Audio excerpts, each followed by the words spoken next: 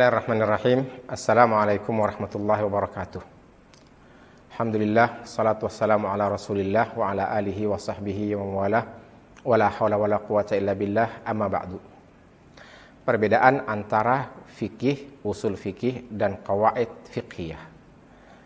Ketiga istilah ini semuanya berkaitan dengan hukum, ya. Namun ada perbedaan-perbedaan antara ketiganya, dan perbedaan-perbedaan ini bisa kita lihat dari definisi masing-masing. Ya, kita ambil dari fikih dulu. Ya. Pertama adalah fikih.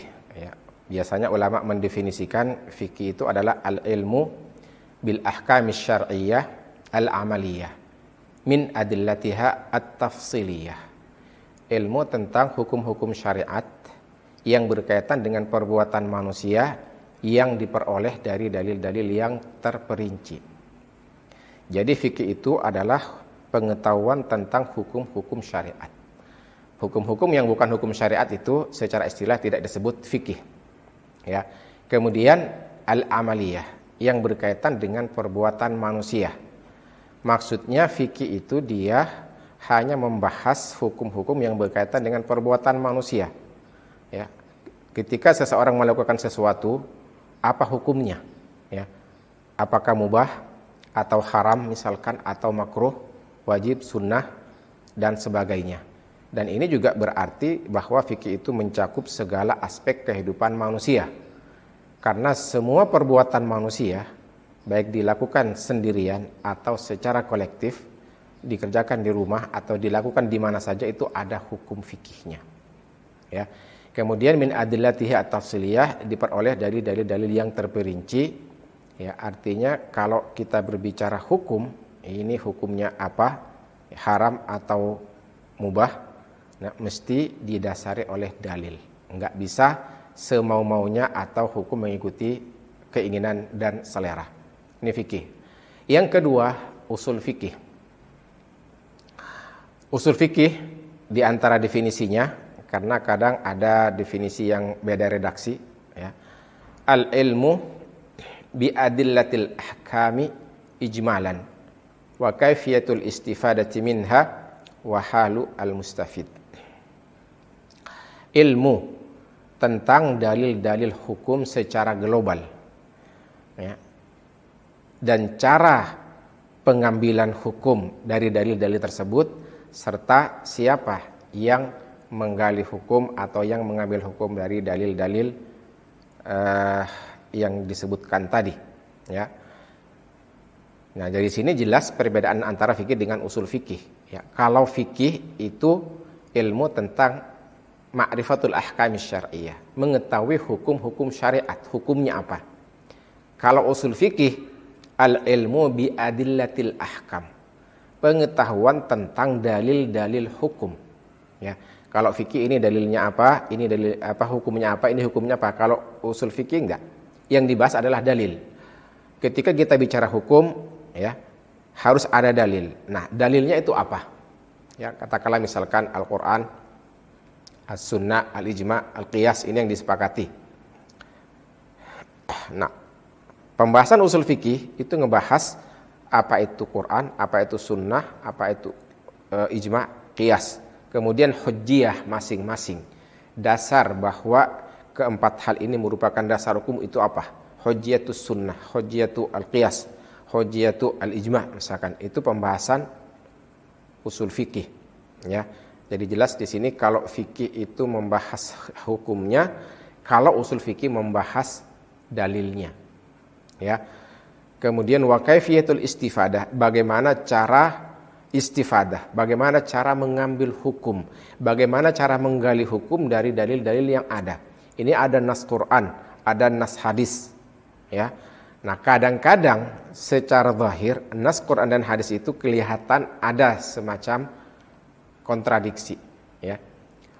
Ada dalil khusus, ada dalil umum, ada pembahasan al-am wal khas, ada mutlak, ada muqayyad, ada mujmal, ada mubayyan, ada nasikh, ada mansukh.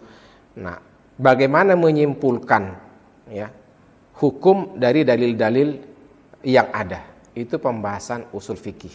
Jadi sekali lagi, kalau fikih membahas hukumnya, kalau usul fikih membahas dalilnya. Ini antara fikih dengan usul fikih, ya. Qawaid fiqhiyah. Qawaid fiqhiyah itu juga banyak definisi, di antaranya qadaya kulliyah fiqhiyah, juz'iyatuha qadaya fiqhiyah. Kaidah umum fikih, ya, atau hukum umum fikih yang mencakup, ya, yang menghimpun masalah-masalah fikih, itu qawaid fiqhiyah. Nah, dari sini kita bisa melihat, ya, perbedaan antara usul fikih dan qawaid fiqhiyah. Ya, kalau dengan fikih itu sudah jelas. Ada beberapa perbedaan antara usul fikih dengan qawaid fiqhiyah. Yang pertama, qawaid fiqhiyah itu dia pembahasannya, ya, objek pembahasan qawaid fiqhiyah itu adalah perbuatan mukallaf. Ketika seseorang melakukan sesuatu, nah ini hukumnya apa? Ya. Mubahkah atau wajibkah atau haramkah, ya, itu bahasan qawaid fiqhiyah. Nah, usul fikih sesuai dengan definisinya, dia pembahasannya adalah dalil. Pembahasan tentang adillah. Yang dibahas adalah dalil-dalil hukum. Ya, sebagaimana tadi dijelaskan apa itu dalil dan bagaimana cara mengambil hukum dari dalil-dalil yang ada. Jadi kalau qawaid fiqhiyah membahas hukum, kalau qawaid fiqhiyah itu dalil hukum. Yang pertama, yang kedua, qawaid fiqhiyah dia bisa memberikan hukum fikih secara langsung, ya, tanpa perantara. Sementara usul fikih dia tidak bisa memberikan hukum secara langsung namun melalui perantara, yaitu dalil. Katakanlah misalnya gini, ya, kaidah fiqhiyah, al-yaqinu la yazulu bisyak. Keyakinan tidak hilang dengan keraguan.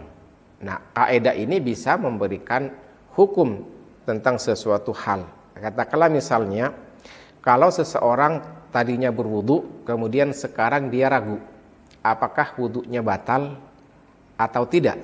Kalau batal berarti nanti kalau mau salat harus wudu lagi. Kalau tidak batal berarti tidak wajib wudu, bisa langsung salat. Nah, dari kaidah al-yaqinu la yazulu bisyak, keyakinan tidak hilang dengan keraguan, maka kita bisa tahu bahwa orang tadi yang sudah yakin dia berwudu kemudian ragu apakah sudah batal, maka hukumnya dia masih belum batal, boleh langsung salat tanpa harus berwudu lagi. Sedangkan usul fikih, nah, itu diantara katakanlah misalkan salah satu qawaid usuliyah, al-amru al-mutlaq yaqtadil wujub. Perintah secara mutlak itu berarti wajib. Nah, kaidah usuliyah ini dia tidak memberikan hukum secara langsung. Kita tidak bisa mengambil katakanlah misalkan hukum salat itu wajib misalkan, enggak diambil langsung dari al-amrul mutlaq yaqtadil wujub, tapi mesti melalui perantara, ya. Katakanlah misalkan ada ayat aqimus salata wa atuz zakah. Ya, ayat ini merupakan perintah melaksanakan salat dan perintah melaksanakan zakat. Nah, sementara perintah itu hukumnya wajib, maka berarti salat itu wajib, zakat itu wajib. Nah, wajibnya salat, wajibnya zakat itu diperoleh, ya, dari kaidah usuliyah tapi melalui wasitah, melalui perantara, yaitu dalil aqimus salata wa atuz zakah. Sementara qawaid fiqhiyah dia langsung mendapatkan hukumnya tanpa perantara dalil. Ini perbedaan yang kedua. Yang ketiga, ya, kaidah usuliyah atau usul fikih, ya, itu merupakan wasilah, alat atau sarana untuk mencapai hukum fikih.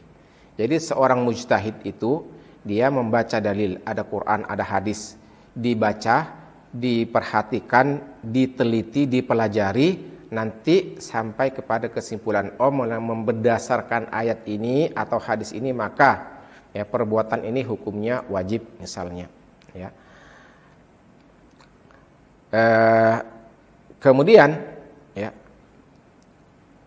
hasil kajian mujtahid terhadap dalil-dalil yang ada melalui wasilah usul fikih ini, dia menghasilkan banyak hukum. Nah, hukum-hukum tersebut, nah itulah yang ditulis oleh para ulama di kitab-kitab fikih. Jadi kitab-kitab fikih itu apapun kitabnya, ya, baik kitab itu Matlul Ghayah wa Taqrib misalkan, atau kitab Al-Wasit-nya Imam Ghazali atau Al-Majmu'-nya Imam Nawawi, itu adalah hasil ijtihad ulama, hasil kajian ulama terhadap dalil-dalil menghasilkan hukum-hukum fikih. Nah, kaidah fiqhiyah dia itu menghimpun ya hukum-hukum yang dihasilkan oleh ulama melalui usul fikih. Jadi setelah berijtihad menghasilkan banyak hukum fikih, masalah fikih, lalu dihimpun dalam kaidah fikih. Katakanlah misalnya masalah niat. Nah, niat ini berkaitan dengan banyak hal. Ya, dalam masalah ibadah misalkan berkaitan dengan masalah taharah, masalah salat, masalah puasa, zakat, haji, itu semuanya ada kaitannya dengan niat. Bahkan muamalat juga, ya, masalah muamalat jual beli misalkan, ya, atau hutang piutang itu juga ada kaitannya dengan niat. Ya, masalah hukum keluarga, al-ahwalus syakhsiyah, masalah akad nikah, perceraian dan sebagainya itu terkait dengan niat. Nah, ulama sudah berijtihad menghasilkan banyak hukum, ya, masalah-masalah hukum yang terkait dengan niat. Nah, lalu masalah-masalah hukum yang berkaitan dengan niat ini dihimpun oleh ulama dalam suatu kaidah fikih. Katakanlah kaidah misalkan al-umuru bimaqasidiha. Jadi usul fikih itu menghasilkan fikih. Nah, qawaid fiqhiyah dia menghimpun masalah-masalah fikih yang dihasilkan oleh ulama melalui usul fikih. Nah, ini yang ketiga. Perbedaan yang keempat. Nah, sesuai dengan perbedaan yang ketiga tadi, bahwasanya usul fikih itu menghasilkan hukum-hukum fikih, sementara qawaid fikih dia menghimpun hukum-hukum fikih yang dihasilkan oleh ulama melalui usul fikih, maka sudah barang tentu usul fikih dia lebih dulu dibanding qawaid fikih. Jadi usul fikih dulu, kemudian usul fikih menghasilkan fikih, kemudian fikih dihimpun oleh qawaid fiqhiyah. Artinya usul fikih dahulu, baru fikih, kemudian baru qawaid fiqhiyah. Inilah secara singkat perbedaan antara fikih, usul fikih dan qawaid fiqhiyah. Semoga bermanfaat. Assalamualaikum warahmatullahi wabarakatuh.